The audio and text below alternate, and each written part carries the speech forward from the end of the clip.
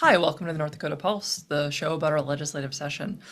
Tonight, we're going to be talking about a bill that has been introduced last minute by Representative Matthew Haleman.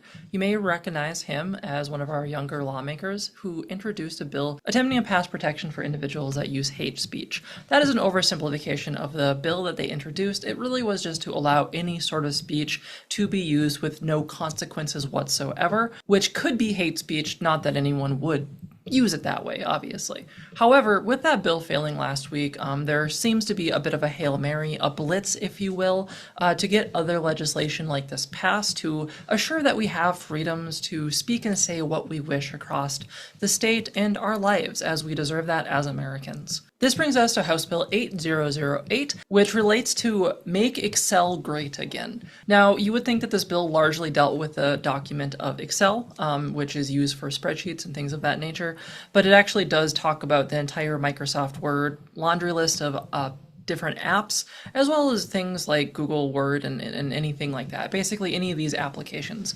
And what the bill does is it will turn off spell check by default, also turn off any of the auto corrections that occur. That way, if someone is writing a document, they're not told by a computer what to say. This will also turn off automatic suggestions within some of the Outlook emails where they had previously warned that your tone might be too passive-aggressive or that you sounded like an idiot. So these are things that will be turned off by default because they continue to try to regulate our speech. As Americans, we should not have to spell things based on some standard created by academics, and we really shouldn't let robots decide what grammar rules we need to follow.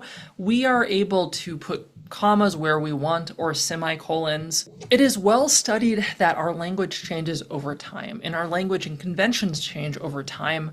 And if we don't allow that to happen, if we have this DEI framework within our Excel documents or Google Word documents or other documents like this, it is effectively like a double speak. It's a very 1984 Big Brother, but technology trying to force us all to have the same spelling and grammar. And it's really just kind of there to make us feel stupid, right?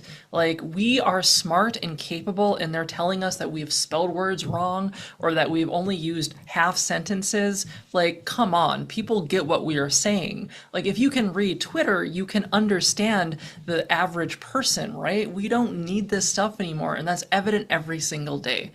Regardless, House Bill 8008 seeks to address this. It was an emergency bill. I don't actually know how this works, but you can still introduce things after the deadline. I think if you prove that they're vital to the government, and this one clearly is, like, this is something that's been going on way too long. But I, for one, support this bill. I think it's actually a really good direction. I find myself constantly fighting with robots telling me to police my tone or my sentences are incomplete, and I choose when my sentences are complete, not a robot.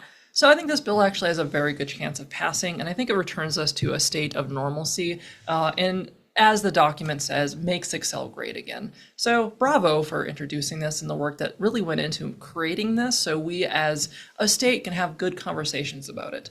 I just want to talk about this bill tonight because it's really important, but thank you so much for tuning in, and as always, yay democracy.